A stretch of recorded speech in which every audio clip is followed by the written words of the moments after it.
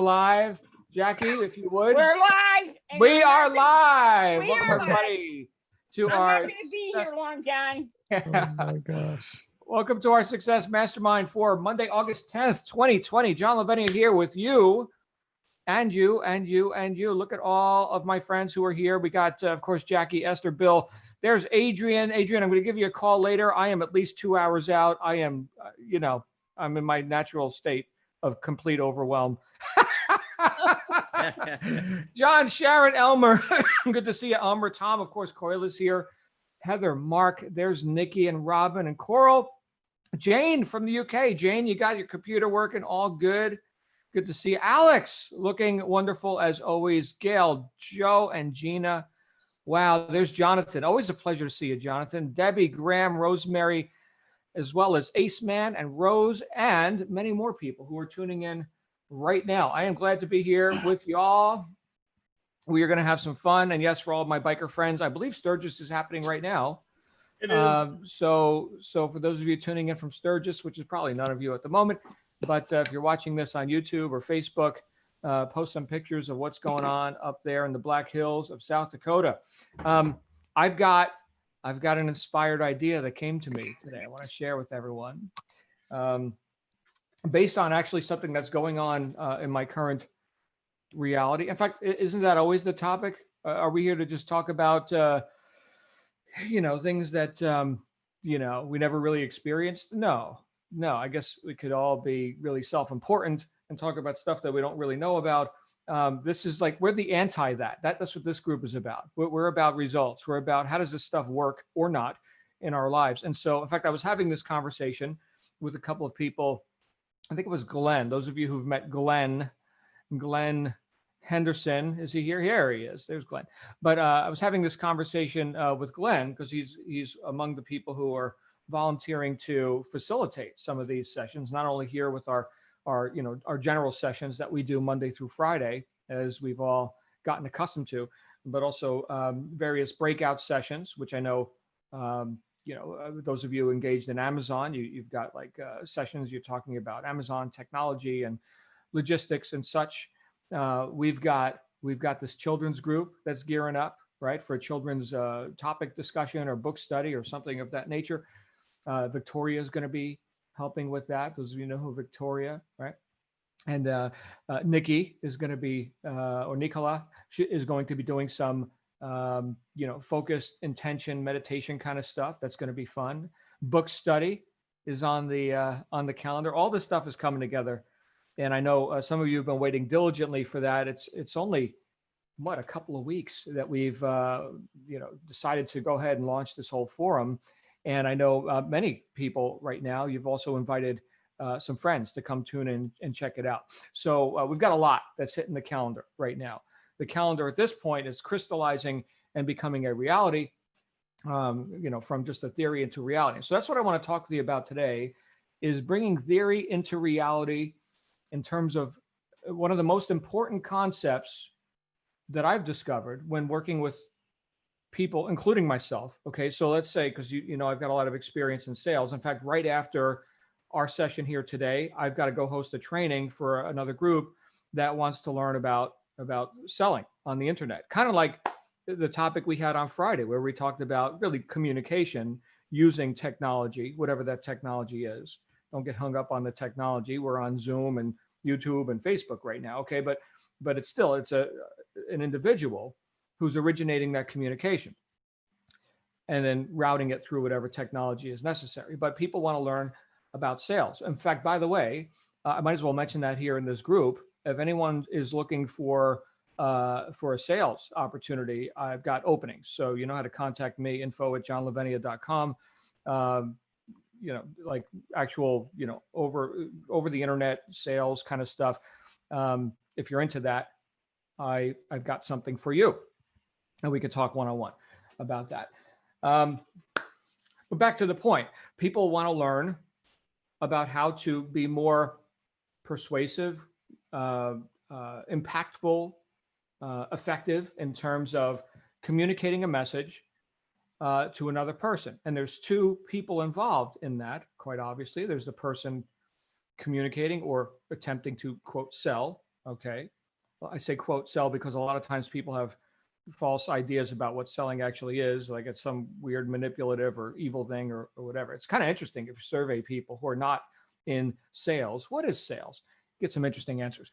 Okay, but there's the other party, which is the person receiving the communication. And the big word that came up for me today was motivation. Motivation. And because there's two people involved, there's got to be two motivations involved. Motivation, and I want to focus on you, just like I focus on myself, because it all has to start with me, right? If I'm going to have any effect in the world, I've got to have me, right? Who's doing it? That's the big question, right? Somebody motivated? Great question. I hope so.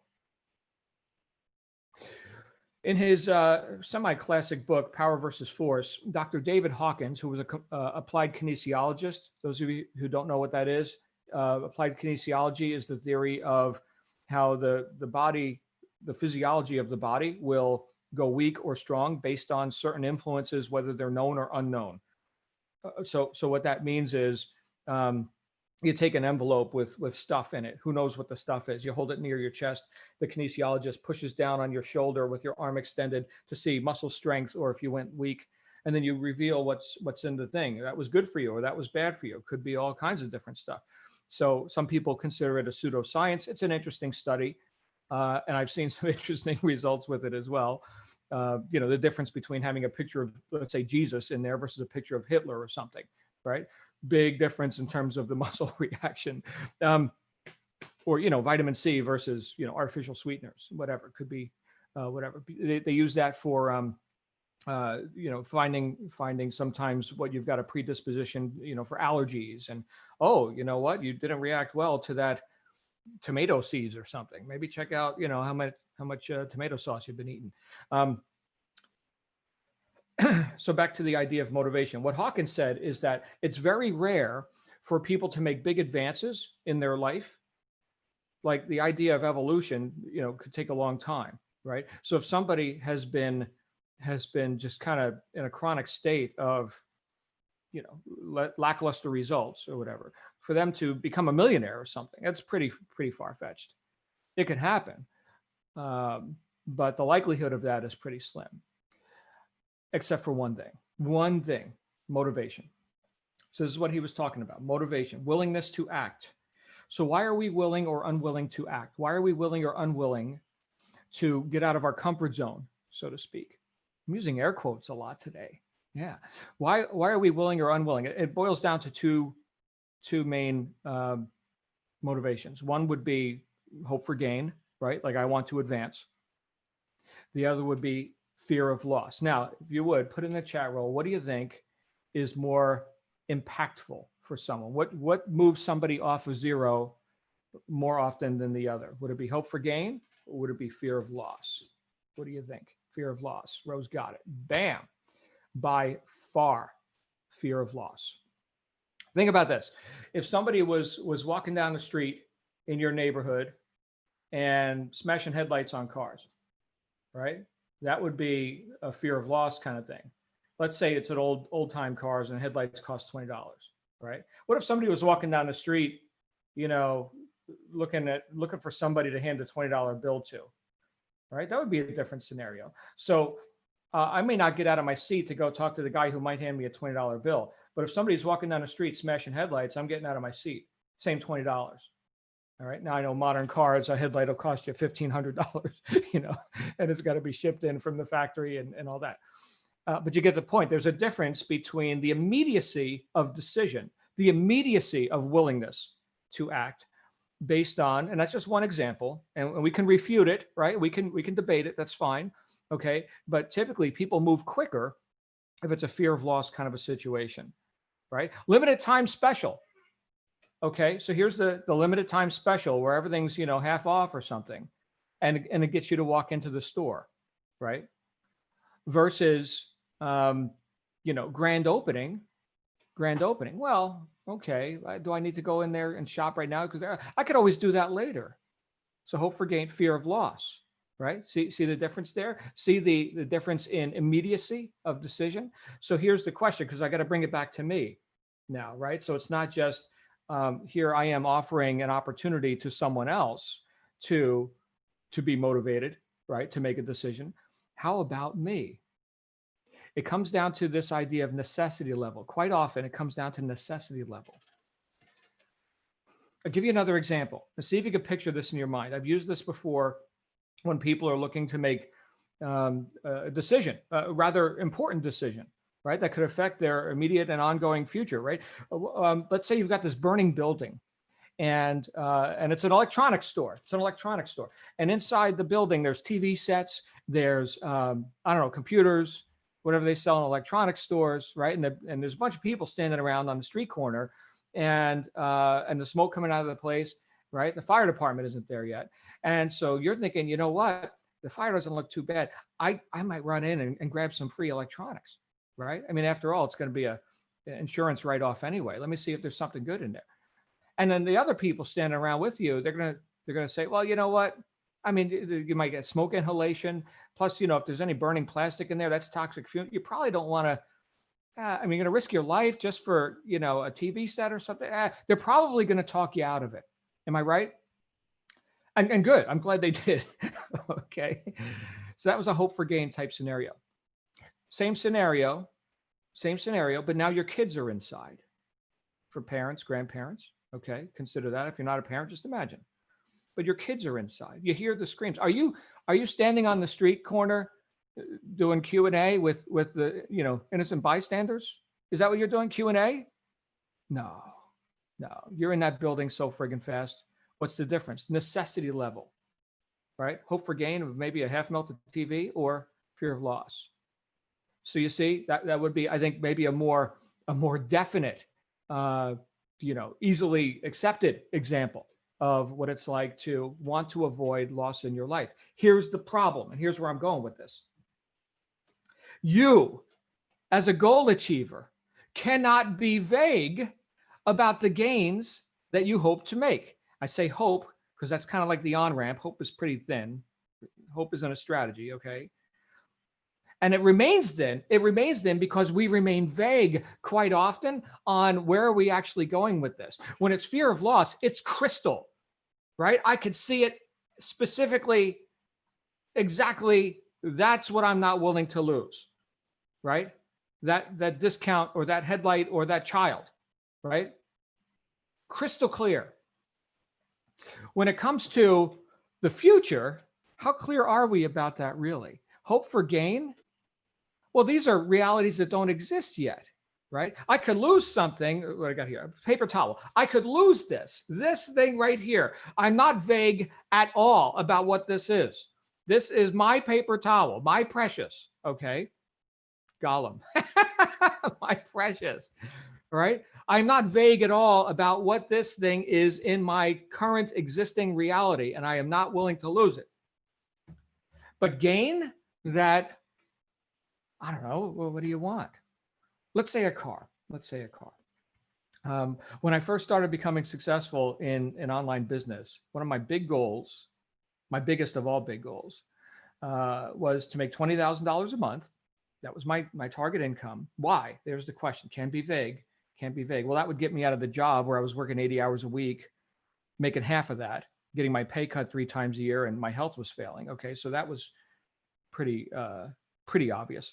But also, I always wanted a new Lexus. I could never afford one. Those of you who are luxury car fans, right? Lexus is arguably one of the finest machines you can buy.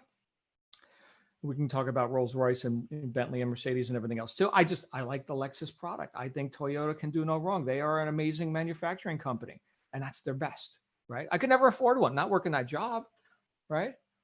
Paying a mortgage almost on time and, you know, whatever. So I wanted a Lexus. Now, what Lexus? Great question. We got to ask. Okay, so, in my case, it was the ES model, the executive sedan, right? And what color? Oh, it was the silver, and it had the gray leather interior, right? With the walnut trim, the Mark Levinson sound system, the sunshade that goes up and down in the back window when you press the button so the people in the back seat don't get too hot. I knew every single feature of that car. I knew every word of the brochure, every picture. I could tell the salesman about that car because he didn't know the statistics that I knew about that car. There was nothing vague about what car I was going to get. In fact, I told the salesman, I'll be back in 90 days. I gave myself 90 days to pull this deal off, to get to 20,000 a month and buy the Lexus. And so I made a bold statement. I'll be back in 3 months. Yeah, right. I'm sure that's what the salesman thought. I got exactly the car I wanted. Exactly. In almost exactly 90 days. I think it was 7 days off, something like that. But there was nothing vague about that.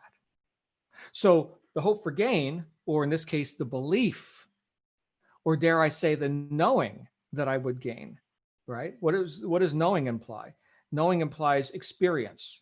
You don't know something until you've got a direct experiential knowledge of something. We've got that with stuff that we already have. This is direct experience. I know this is my paper towel. I don't hope, I don't believe, I know. Can we do that with these things that don't yet exist in our reality? It's hard. For a lot of people, it's hard. We get into the abstract, ambiguity of it all. And so then what happens? We fall back into comfort, non-motivation, hesitation, reservations, reasonableness. We get reasonable. People are so friggin' reasonable. Me, I've been so reasonable. After all, it's not so bad. The lights are on. We're surviving. We're doing our thing. We get to go hang out at the pub or do whatever you do, right? Go take trips to the Black Hills of South Dakota, ride your Harley, whatever. Whatever you do. It's comfortable. You know who's not comfortable? I'll give you an example. People who emigrate to, let's say, for example, the United States, the land of opportunity, right? Not comfortable, right? They're coming out of a place of no opportunity, of no economic free enterprise, right? So that doesn't exist, right? They want to come to the land of opportunity. They come and they crush it. Oh my goodness, look at all this opportunity. I'm going to create that. I'm going to create that. And what? They work, right? Motivation, huge advancements, that unlikely scenario that Dr. Hawkins talked about, because there's nothing vague about where they want to go. I think, what is the saying? The enemy of great is good. The enemy of great is good. So can I conjure up? Can I manufacture? Can I invent a high necessity level without seeing? Can I get really clear about where I'm going and raise myself from hope to belief to perhaps even knowingness? Yes, knowing. What does it feel like now that you drive the Lexus, the silver one with the gray leather interior and all the options? What does that feel like? Can you picture your hands on the steering wheel? It's a wood steering wheel. It's a walnut. It's got the leather, right? There's little buttons you can click to make the, different electronics go on in the car, right? Read the friggin' brochure. Read it. Look at the pictures. Can you see yourself? Do you smell that? That's that Napa leather. There's nothing like it. When you open the door to the new car, right? Oh, that's it. That's the experience. And now your spouse is driving with you. Or if you're I'm going this direction because I live in the United States. If you're in England, now your spouse, because you're on the other side of the road, you're driving on the wrong side. Okay. But have the experience in your mind, emotionally, details, knowingness, nothing vague. And then when you want that more than you want to be comfortable, now you're willing to act. That's motivation. That's motivation. So what's the shortfall for myself and for most people? Not being able to see where we're going. It's vague. We got to get unvague, and we got to get unreasonable, because reason is based on what we already know. It's very limited. Unreasonable. I'm not saying irrational. I'm not saying insane. Okay. I'm saying postulating a future so vividly that becomes real for us in that quiet time, that meditation, that focus, that concentration, call it whatever you want. We experience the beingness of the person who would have that. We become that person. Suddenly we're making different decisions. That's the motivation that is required. It's way harder to do than the whole fear of loss thing. What's that old story about the master takes the pupil down to the ocean, Pupil wants to succeed. Master dunks his head in the ocean. He's trying to breathe, right? Finally, the master lets him up. Why did you do that, master? He said, well, you want to succeed as bad as you wanted to breathe, you'll be success, right? Nothing vague about that. Fear of loss, okay? Can you create the gain in your mind and in your anticipation, in your expectation, as vividly as you can create these fear of loss type scenarios or fear in general? You know, I would say most people, if you walk around and you just assess the chronic emotional state of most people that they're operating from, is it enthusiasm? Is it bliss? Is it elation? Is it serenity? Or is it anger? Is it fear? Is it apathy? Is it somewhere in the middle? Boredom, monotony, conservatism? And can we elevate that? That's the real trick. We can elevate that with getting really clear about where we're going as where we've been. That's thinking. It's the hardest work there is. Do it or not, your choice. I'm doing it to the best of my ability. We just can't be comfortable. Is this making any sense? Right? The enemy of great is good. You're all good. You're really good. Some of you are really, really, really good. That's right. Own that for yourself, right? Own that for yourself. You know you're doing good. Own that. That's honest self-appraisal. That's called humility. That's honest self-appraisal. You know what you're good at. Fantastic. You also know what you're not good at. Well, where are we going with that? Do you know that? Quite often the answer is not as well as I could, not as clearly as I could. Motivation, willingness to act changes everything. We got to know where we're going. I'm going to open up the microphones here, and we're going to start with one of my favorite people on planet Earth and beyond, Habiba. And then we're going to go to Wayne. Hey, Habiba, what's going on, my friend? Where's Habiba? Sorry, I had to get myself unmuted there. John, I'm totally loving this today. It's exactly what I needed to hear, which is not unusual when I listen to you. So thank you very much. I needed to hear. Thank you, John. Oh, you're quite welcome. Yeah, keep showing up. Right. So what's interesting to me is that there's a little bit of a paradox that just came up for me just at the end of what you were saying, which is if we create our new reality so clearly in our own minds that we aren't willing to be without it, we create the must, right? Because the must is what we don't often act on what we should do, but we always act on what we must do, right? So if we create it that vividly, there's also this tiny little piece of fear of loss that plays into that as well. Because once I've got it created so clearly, I'm afraid to lose that. I don't want to not have that, right? So I find it interesting the way it sort of cycles that piece back in there subtly, but it just is so it's fascinating to me what motivates the human person. And so I'm just really appreciative because this, like I said, it's exactly what I needed to hear. So thank you. Interesting. Because now that you have that future, you don't want to lose it, right? Exactly. It's clear, exactly. Right? Beautiful. Yeah. Stuff. And part of the motivation for me is also looking in, and this is something that came up in a training that I did recently, which is get really clear about what your life looks like if you keep making the choices you're making right now. What does your life look like 5 years from now, or 10 years from now, or 20 years from now, if you stay on the trajectory that you're on? And for me, that's really scary. Like, I don't want that. Yeah. In regard to specific aspects of my life, right? There are things I want to change. So if I get really clear about what I want to change and what it looks like, what the other side of the gap, then the motivation is there to get there, because staying where I'm at doesn't look so pretty anymore. Good stuff. And I've got a good life, but it's not what I want. So let me go for that. Let me get really clear about that Lexus with the right colors and the right, features and everything else. Yeah. Contrast. You hear what Habiba just brought up? Contrast. This right here, I could see this is paper towel. This right here is no paper towel. See the contrast? Here's the stuff. Here's the non-stuff, right? But when we get into the future, right, there's nothing to touch. Where's the contrast? Clarity through contrast, right? Having, not having. How clear can you make that? Oh, that's beautiful. Oh, thank you, Habiba. Oh, Habiba. Let's go to Wayne, and then Joe, and then Caroline. Hey, Wayne, what's going on? Good morning. Good. Thanks. Yeah. Hey, just really good conversation this morning. I really liked the whole thing about motivation.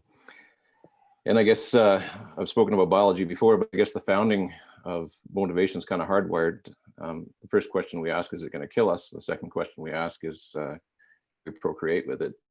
And so that's kind of the fundamentals of biology. So now that we don't live in the days of the saber-toothed tiger and we don't need to worry about getting eaten by saber-toothed tigers, fear doesn't serve us as much as it once did. So then we go into that state of creation. So I guess a good example is last night I was watching a coyote across my fence out in the back pasture here. And it was very focused on the cattle, and it was kind of stalking, kind of walking towards an animal. And I was just watching it. So I'm always fascinated by them, and I'm always trying to get a good photograph of a coyote. So I grabbed my camera and I started walking towards the coyote. And when it saw me starting to move, it changed its focus to me, and it started to move away. Now, while it was chasing the cattle, or not chasing them, but sort of, it was very intent, it was very focused, and it was moving, but it was continuing to move in a forward direction. When it saw me, it started to move off to get clear, and then it would stop and see how close I was. And then I would move closer, and then it would move again a little bit more, and then it would stop and see how close I was. So I guess that just brings me to some study that I did a few years ago where it was talking about away from motivation versus towards motivation. So when we're moving away from something, that's usually the fear-driven motivation. So we need to move away from a situation that's uncomfortable or dangerous. The thing is, when we move away from that, we get to a point where we're far enough away that it's comfortable again, and we don't necessarily continue. Like that coyote would go so far and look to see if I'm continuing. If I hadn't have continued, it would have either stayed there or resumed whatever it was doing in that state. It'd see that I was closer, it would start to move away. But when it was looking at the cattle and it was focused on the cattle, whatever its goal was there, it was moving towards. And so when we have a towards motivation, and that's where you were talking about having the very clear vision, very clear where we're going, and that knowingness of where we're going, that allows us to be moving towards something versus away from something. So I think that motivation, when we're moving away from something, we'll get far enough that we're comfortable again. Whereas when we really know what we're after and we're moving towards it, then we just keep our focus and we continue being motivated towards that thing. Thank you, Wayne. And both motivations moved the coyote. Correct. Coyote was motivated based on two different inputs. Yeah. Good stuff. But one keeps you going. The other one just gets you far enough away that you're not feeling uncomfortable or fearful anymore. Right. I think as humans, since we're not having our life threatened 3 times a day by the saber-toothed cat, I think sometimes maybe we invent scarecrows, right? That's interesting too. Another topic. Maybe we'll talk about that tomorrow, right? I need a saber-toothed cat, somebody needs to threaten my life over here. Will you please, you know what? Let me just invent a story about it, right? So that I can go have the experience that I need to have here of having my life threatened. Good stuff. Thank you. Let's go to, we got Joe and Caroline, then Ivy. Hey, Joe. Hi there. I'm going to be a little bit controversial. Great. Today. So yeah, just for a change. So I really believe motivation is highly overrated. As an ex-sports person from way back, motivation will only get you so far. Motivation will kickstart you, but motivation gets you nowhere. It's grit and determination that get you across the finish line.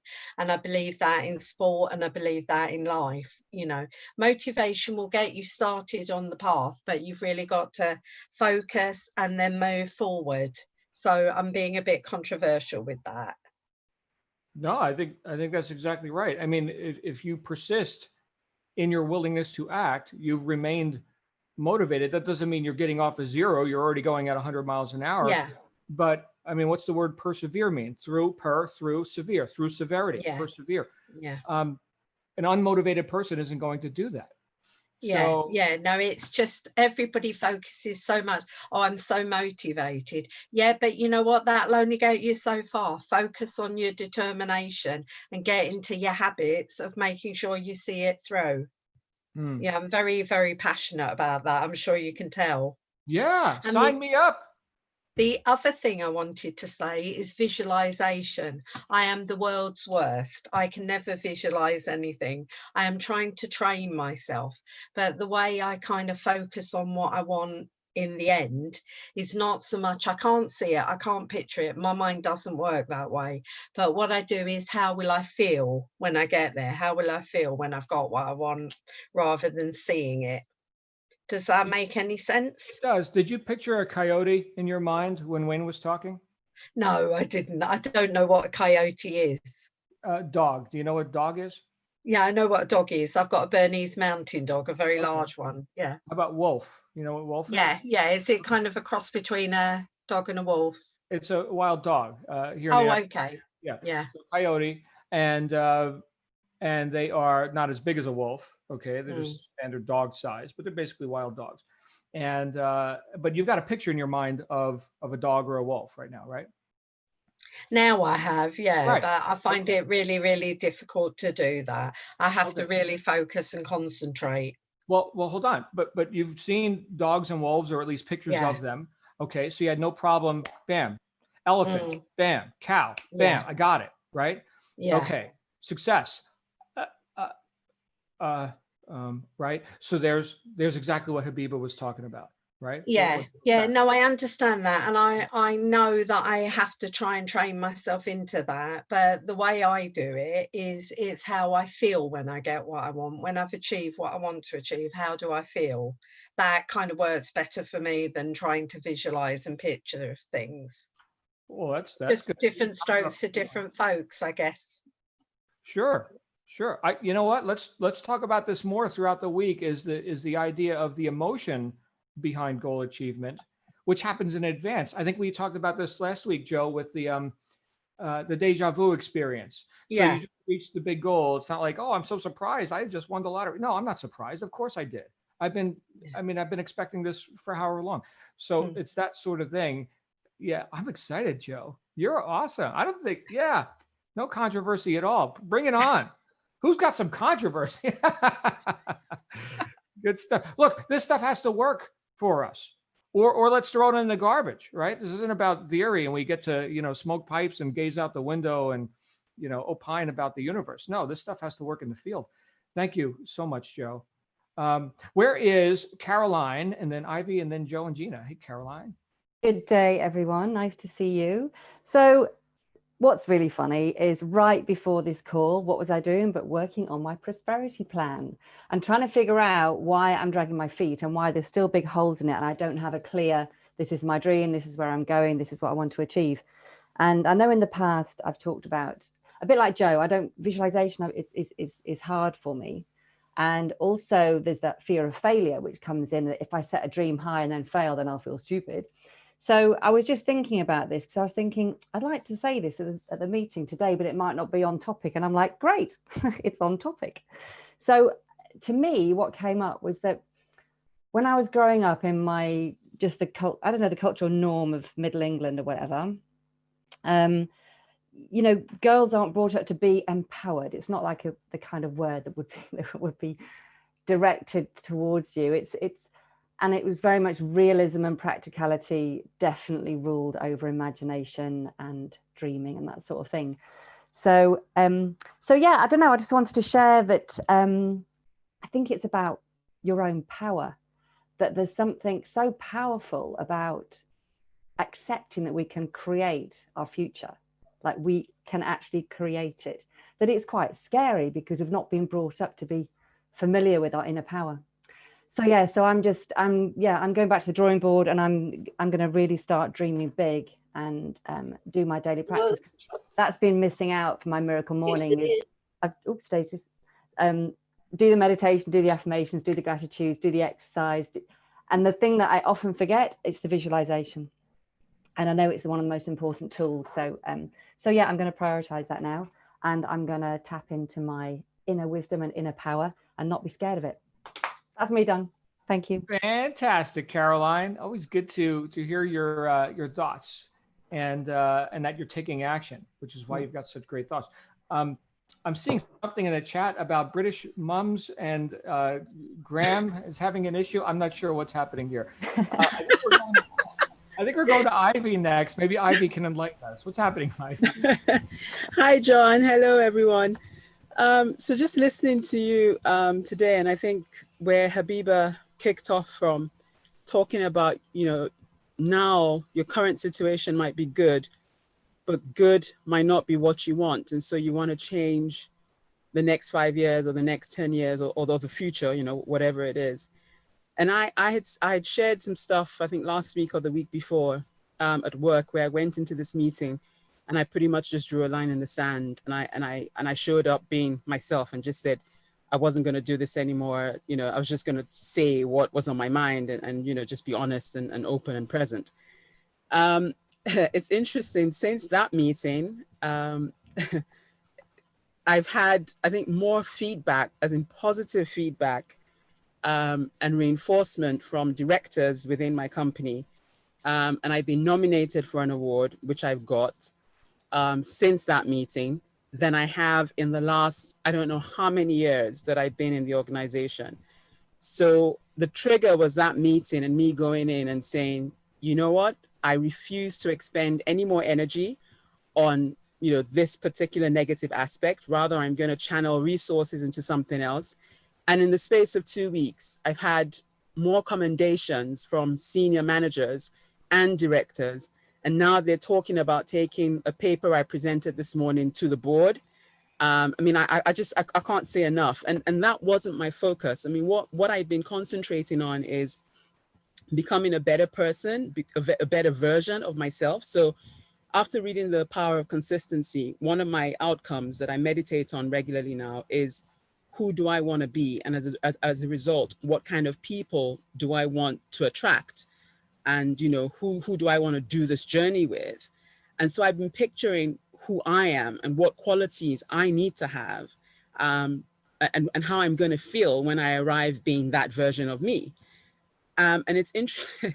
This is amazing. So I made some fundamental decisions, and I know that certain relationships are going to have to go. And already, without me taking any steps whatsoever, I got a WhatsApp message from somebody who I thought was fairly important to me, say, oh, I'm loving this season of self-isolation and social distancing. So I'd rather not chat right now, nothing personal, but there's no need to call me. There's no need to send emails. And I kind of thought the old version of me before the books we're reading would have been really hurt by that. And I would have been like, oh my God, what does this mean? But now I'm like, it's okay. It hasn't taken me by surprise, because I knew that certain relationships were going to have to go, because I can't be getting to that version of me and be doing all of this and showing up every day on these calls and reading the books and putting, my actions in place and fulfilling my goals and meeting my plans, and not expect that certain things are going to fall away. So it's just amazing that, even though I didn't like where I was and I didn't like the current, and even though some of what I had currently was good, I'm so keyed into where I want to be and what I want the next 5-10 years to look like, that it's almost like things have a momentum of their own and they're moving in that direction anyway.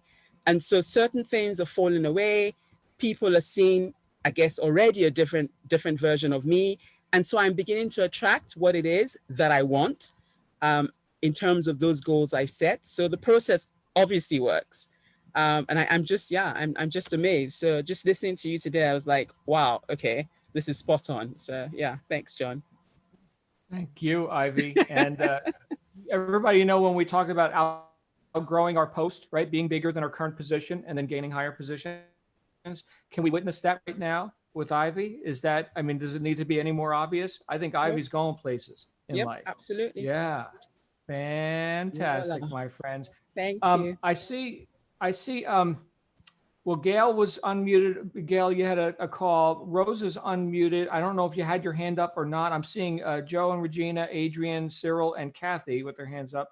But Rose, you're unmuted now. Did you have a comment before we go to Joe and Regina? Rose? Good morning. I've been gone for a couple weeks, and I just wanted to introduce myself because I haven't been brave enough to speak up. But today I had to speak up. When you started talking about Lexuses and the coyote, because I've been gone for 2 weeks because my car was totaled. I was in a bad accident. So I have been shopping for a new car and I do have a new car. So all that's behind us. And speaking to the wild animals in backyards, so I back up to woods here as well. And last week I had the pleasure of catching a possum because he was ripping up all my flowers in the backs. He put out a cage and I had to catch the possum and take him further out into the woods. So today's reflection on life and shopping for cars and motivation and changing things. And congrats to you, Ivy. It's just amazing with all the success you're having by joining this group. And I've really, really missed you guys and I'm glad I'm back. So glad you're here, Rose. So glad you're here. I will look forward to hearing much more from you. Maybe you can send us a picture of your new car. There's that. Let's go to Regina and Joe, and then we got Adrian, and then Cyril. Yeah, good morning, everyone. Hey, Joe. Just all the comments this morning have just been absolutely awesome.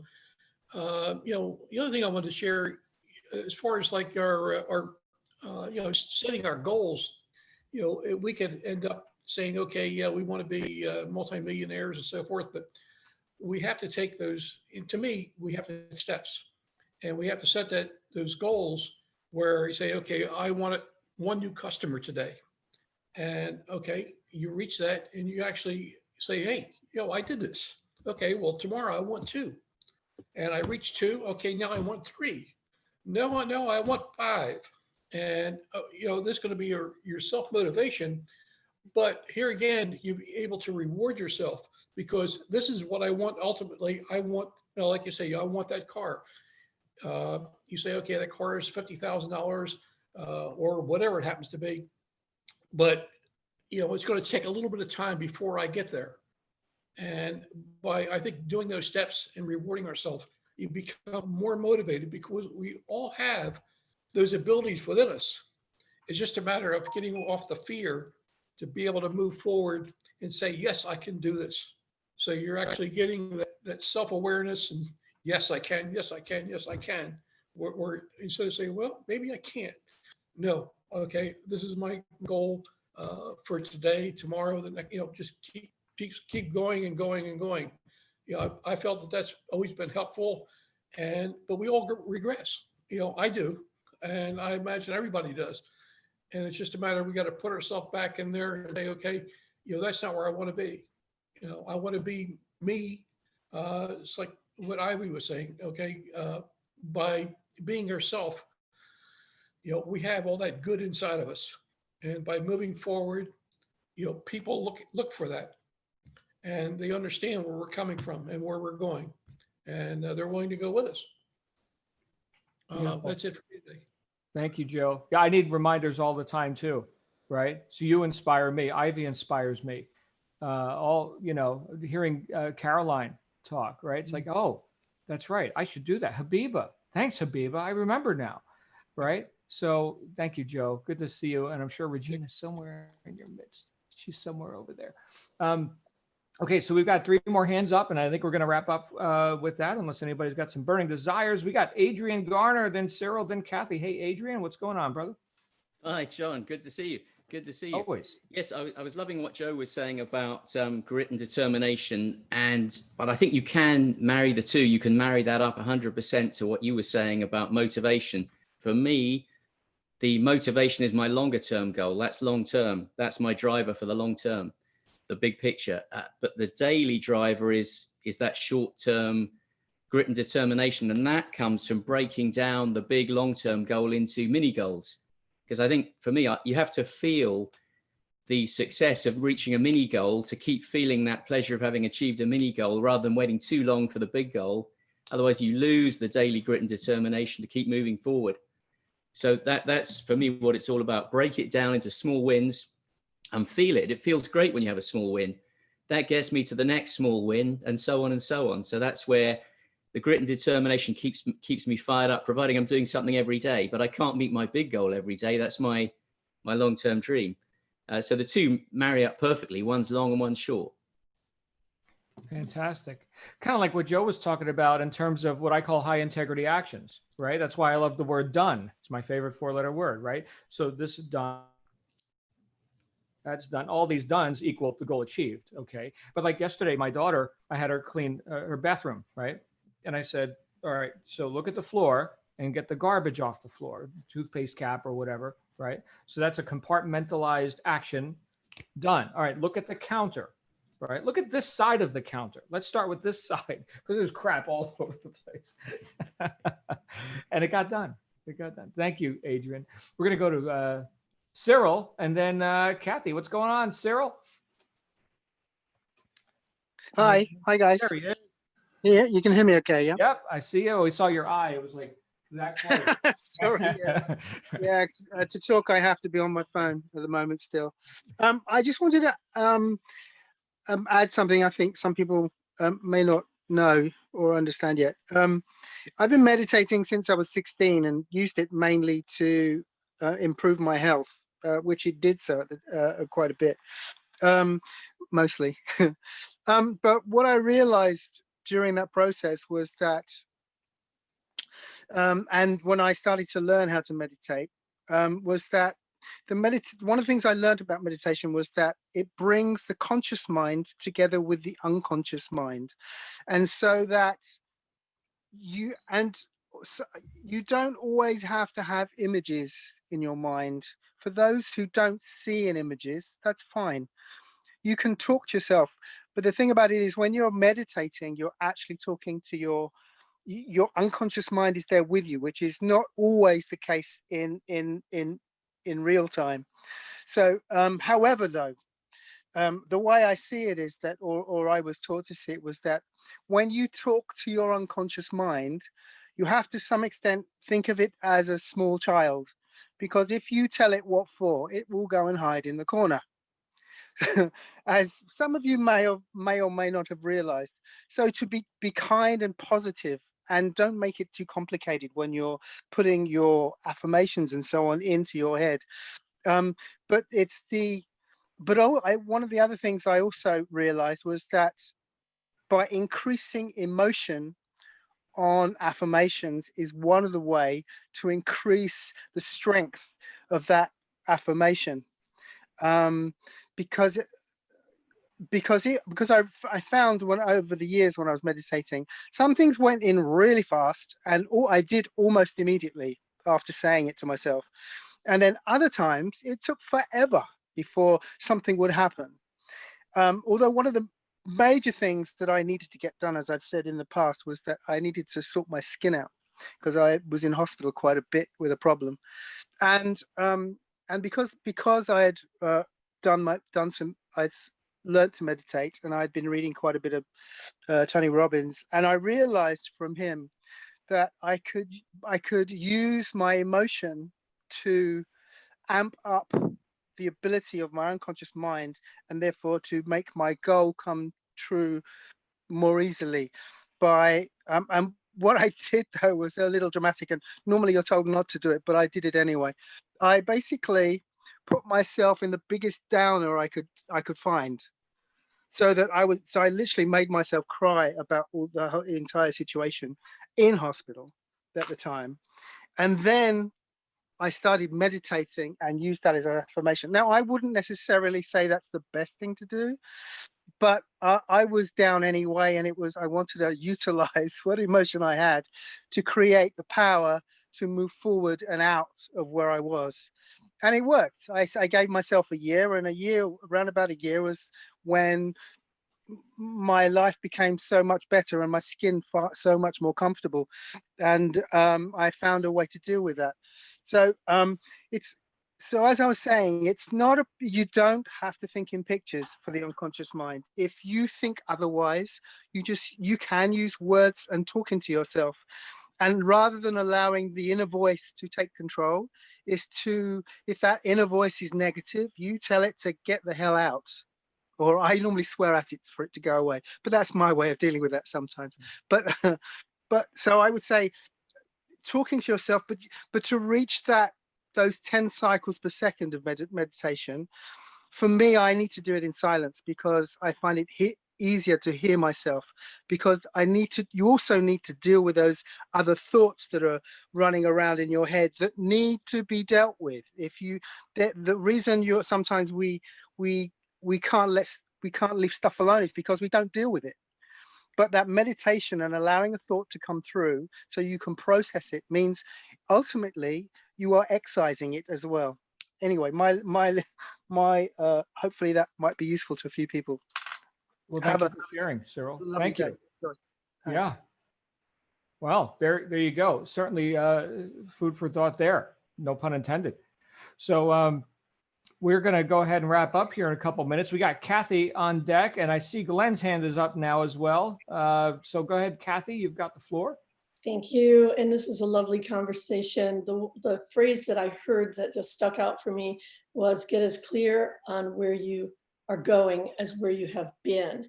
And then a lot of the conversation about visualization, and Joe and Caroline were talking about sensing and feeling versus visualizing and seeing. And I am a more sensor and feeler as well. But what I've found is that you can, if that's your strength, go with your strength and work toward the other side. And here is what I learned how to visualize is when you think you're going to go to the grocery store, you literally think, oh, what time is it? Oh, I can't go that way. If you've lived in a metropolitan city and you're like, oh my gosh, it's traffic time, or it's this or that. So you have to map out, well, I'm going to go this way. I'm not going to take the highway. I'm going to do the back roads. You're visualizing every move, every corner from your house to the grocery store. That's total visualization in a loop. You're doing it.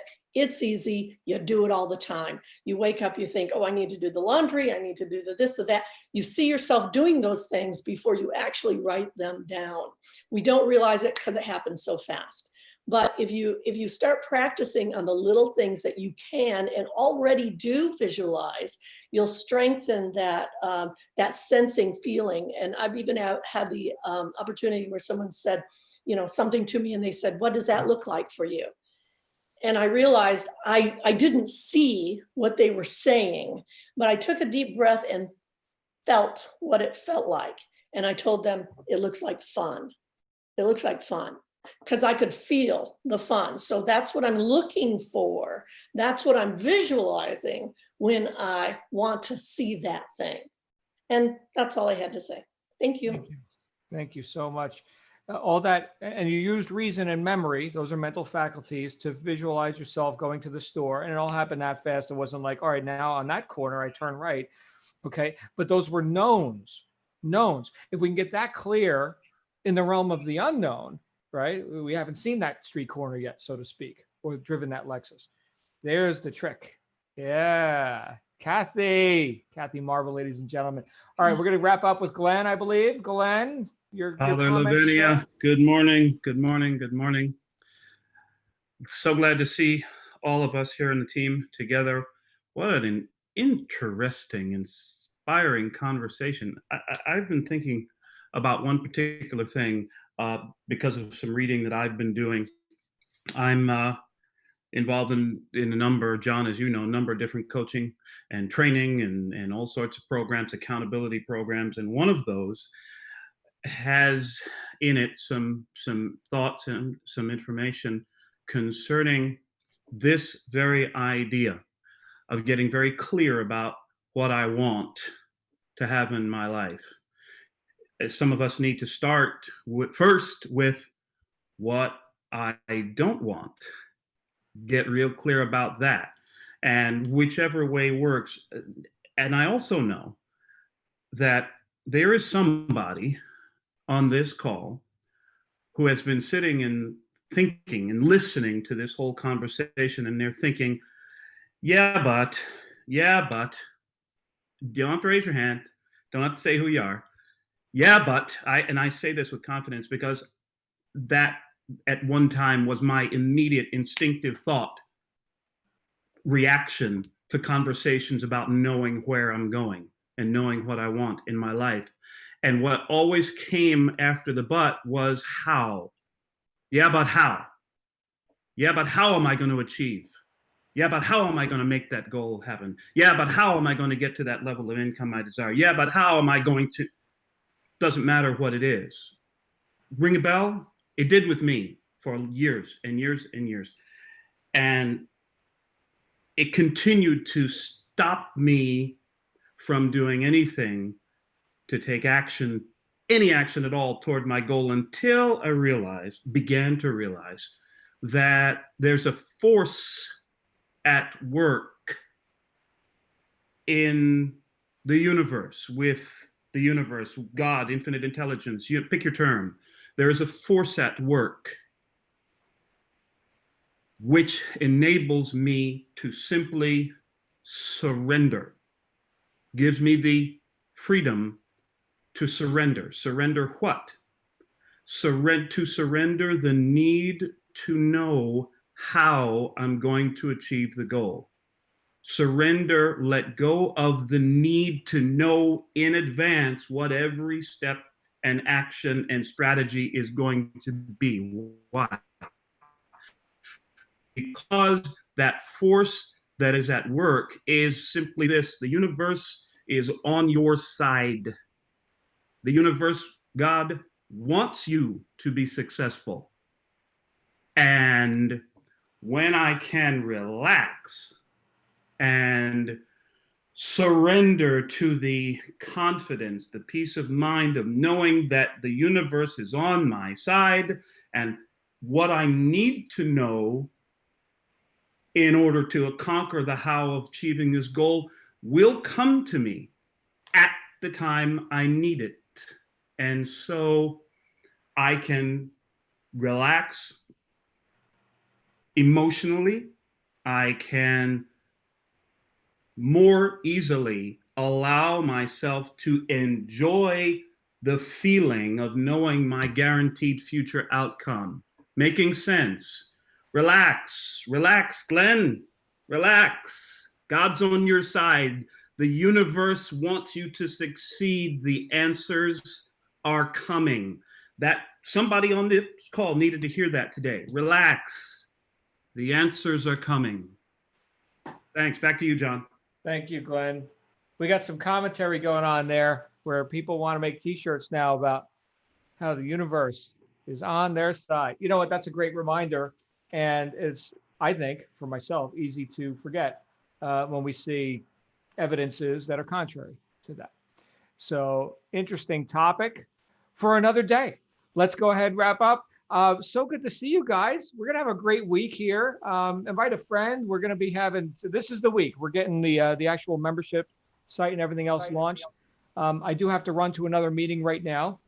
And so, and again, if anyone's looking for a sales gig, so to speak, where I would be teaching you what we're doing, we got a lot of stuff going on. It's in the financial services space. So you can hit me at info@johnlavenia.com and we can talk one-on-one. We'll set up some time. Thank you, my friends. I'll see you again real soon. Thanks, John. All right, Thanks, bye for John. now. Thank you, John.